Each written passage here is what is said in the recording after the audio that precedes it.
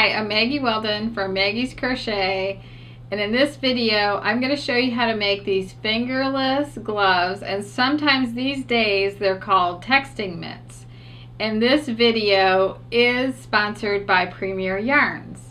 And to make this project I used Deborah Norville's Serenity Chunky yarn, and this is a bulky number 5 yarn, and it comes in 50 plus colors.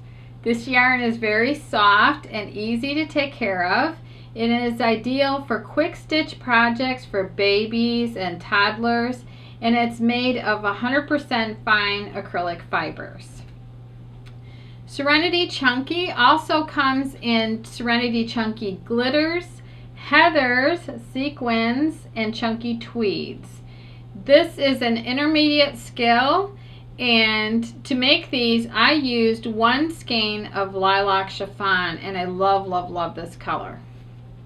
These would fit most adults, and the crochet hook that I used is the wood Deborah Norville crochet hook. It's very warm on your hands to use, and it's very light. And this is a size L11 or the 8mm. So the additional things that you need are a yarn needle and a stitch marker and a pair of scissors, and a link to everything that's in the video will be listed below. And I want to thank you for watching, and let's get started with our lesson. For the fingerless gloves, or sometimes they're called texting mitts these days, you'll need the Deborah Norville Serenity Chunky yarn, which you have here, and the color that I'm using is the lilac chiffon, and you need the L crochet hook. I'm using the Deborah Norville crochet hooks, and I'm going to use 2 stitch markers and a yarn needle and something to cut with. So let's get started. To begin, you chain 20, which I've already done, and you join with a slip stitch to form a ring. So you'll have it in your hands like this with all those ovals facing you, and you just go like this, and you insert your hook there, yarn over like this, and draw that through, and then draw that through the loop on your hook. So that's joining with a slip stitch, and then you chain 3, and that's going to count as your first double crochet, and then you just double crochet in each chain around. We're starting here at the bottom, and we'll be doing some post, back post, front post double crochet stitches, and then we're going to go solid in half double crochet. Then we're going to create a space for the thumb. Then we go back to half double crochet, and then finish off with 1 round of post stitches again. So in this round, you just double crochet in each chain around.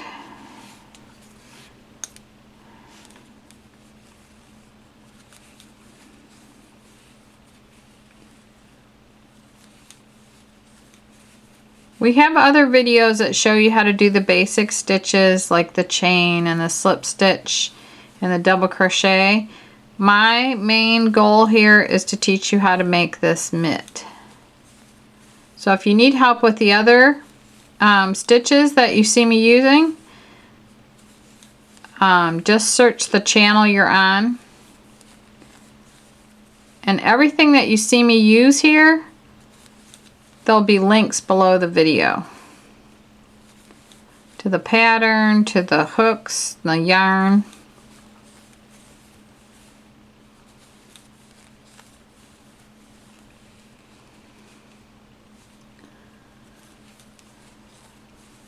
So the side I'm working on here is the right side, and I'll be staying on the right side throughout the whole project.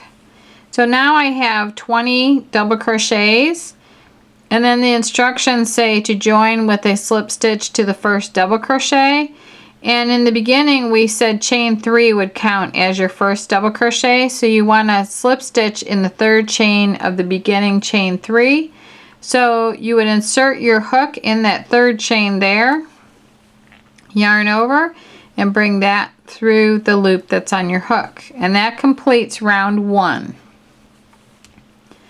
And now I'm going to chain 2, and that will count as my first back post double crochet now and throughout.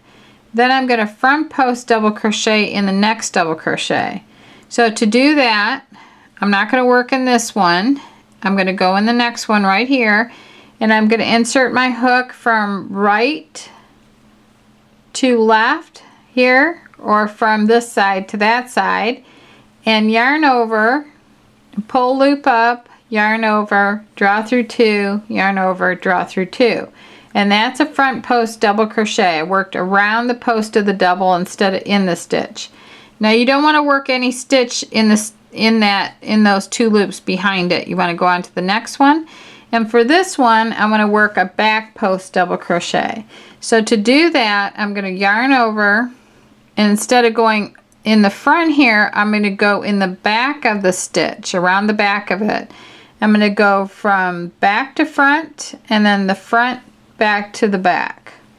And I'm going to yarn over back there, draw that loop up, yarn over, draw through 2, yarn over, draw through 2. So that creates the post in the back. So now I'm going to yarn over, insert my hook from front to back and back to the front, yarn over, draw a loop up, yarn over, draw through 2, yarn over, draw through 2. And that's another front post double crochet stitch. Now I'm going to yarn over from the back. I'm going from the back to the front and then back to the back around that double crochet. I'm going to yarn over, pull loop up, yarn over, draw through 2, yarn over, draw through 2. So every other one I'm doing a front post, and then the alternate one I'm doing the back post. So here's a front post. I'm going from here to there, yarn over, draw that up, yarn over, draw through 2, yarn over, draw through 2. Now the back, I'm coming in from behind around that post, and I'm going like this, bring my hook up in the back and bring that there like that. Once you get the hang of it, it's really easy basically.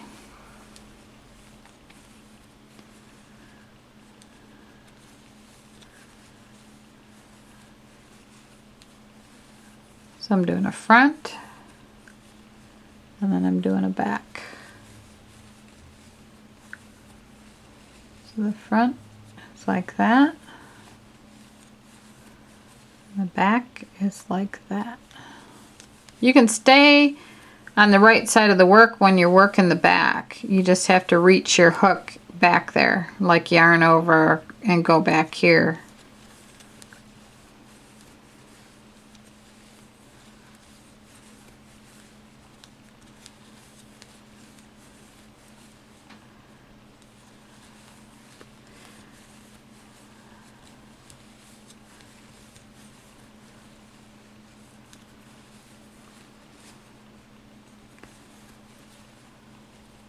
Okay, now I'm back to the first one. It said that chain 2 would count as the back post. And you see here I ended with a front post, and then I've got a front post over here, and this one won't be worked into.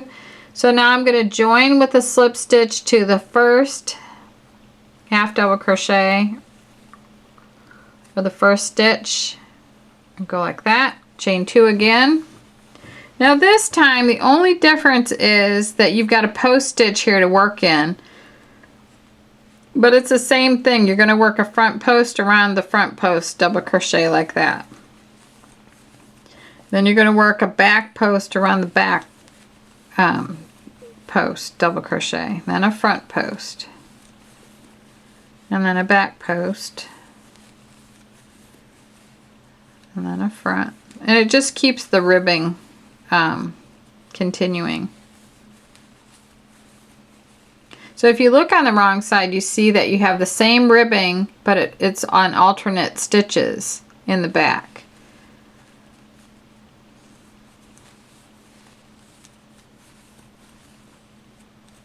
In one of my in my Afghan book, I have an entire afghan. I think it's on the cover of the book that was done in all ribbing stitch, back and forth, exactly like this. It's really beautiful when you change colors.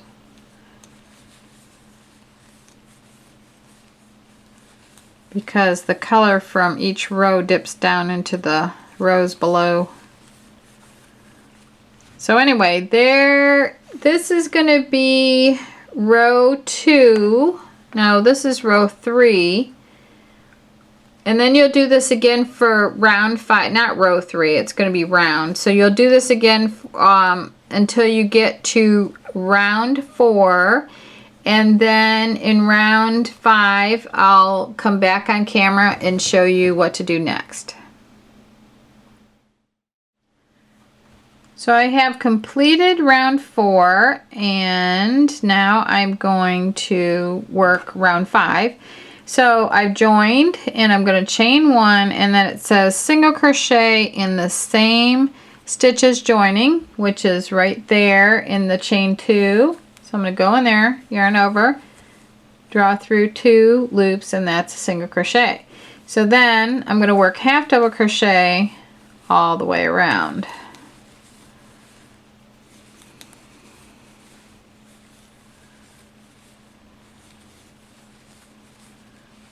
So you get a little break from the post stitches.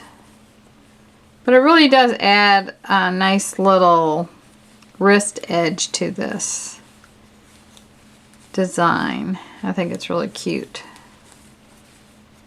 I think it's nice because the yarn is really soft and nice to work with. And then you add in the texture from the stitch, and the yarn is already bulky, but then you add an extra bulk to it with that back post, front post stitch. I think it's kind of nice. Okay, so I'm back to my single crochet right here. So now it says do not join but mark ends of rounds. So that's where the stitch markers come in. So right here I am going to add a stitch marker after I work the last stitch of the round and before I work into that single crochet. So what I want to do is just to put a marker like right, I guess, in the last stitch that I just worked. Something where I know that this is the end of this round and this is the beginning of this round. So I just need something right in between there to show me that. So I'm just going to put my little stitch marker there, and then I continue on with half double crochets. Just like that. And that's how I start on round 6. So you work, and when you come back around, you just move the stitch marker, like your last stitch will be right here. And that's why I have 2 colors of stitch markers, because I'll work my last stitch of round 6 here, and then I'll put the stitch marker in here before I work in this stitch right here. So I just keep moving the stitch markers. That's why I have 2, so I can place this one. Then when I come around the next round, I can move this one up to the next one. So I can just keep alternating these 2 stitch markers. So go ahead and continue around with just half double crochet stitches up until round 9. And then on round 10, we'll put in the space for the thumb. So, but you don't join the rounds, and just keep marking the rounds as you go up.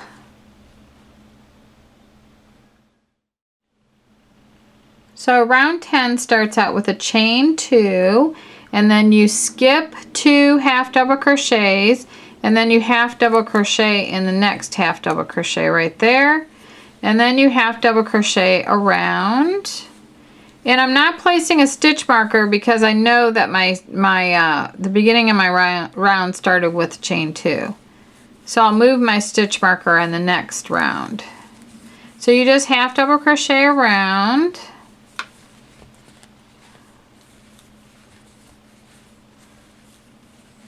These would make great gifts. I've been wearing the one around the office. I just love it. Now I'll have a match after I get this done. And they're very, very quick to make. You can make a bunch of them for gifts. Okay, so you see, I just came right back around to my chain 2. So this is where I want to place my other marker. I'm just going to place it in my last stitch I worked in, right there. And now I'm just going to half double crochet in each one of the chains.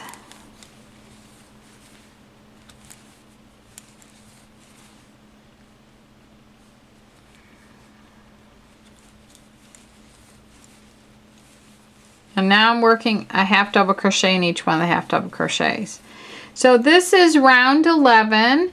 So now you just continue in pattern working half double crochet around, and you finish round 11 and do 12 and 13 and 14. And then I'll come back on camera and show you what to do after that. I just completed all the half double crochets of round 14, and then in the very end you may have noticed that the pattern says to single crochet in the next half double crochet and slip stitch in the next, and that just brings you back to an even height of stitches, because when you don't do that you're left with like something like that. So we need to go back to even. Let me get to do a single in there. You go back to even so that we can put in the last round of half double crochets. I mean of post stitches. So you're going to do a single there and a slip stitch, and then you chain 2, and that's going to count as a back post double crochet, and then you just work the front post, back post stitches around the half double crochets of round 14. Just go back and forth. It's still a post double crochet stitch, but now it's being worked around the double instead of, around the half double instead of the double. So you just do it like that, and this will be the final round.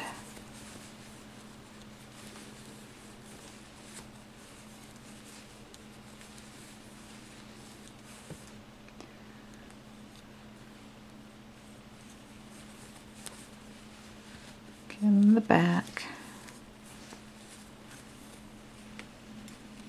So you continue around like that until you finish the round, then you join like you joined these.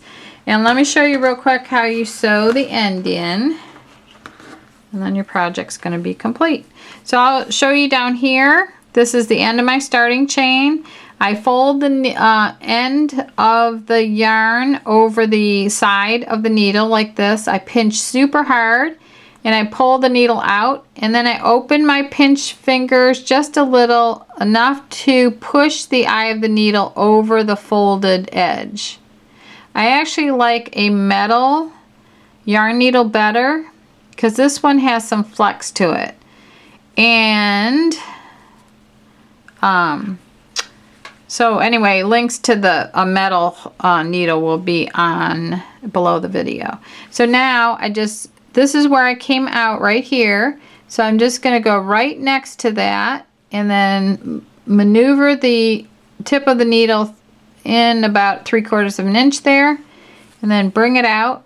And then wherever it came out, I'm going to go just a little bit behind it to kind of lock it, and then go back out maybe another 1/2 inch.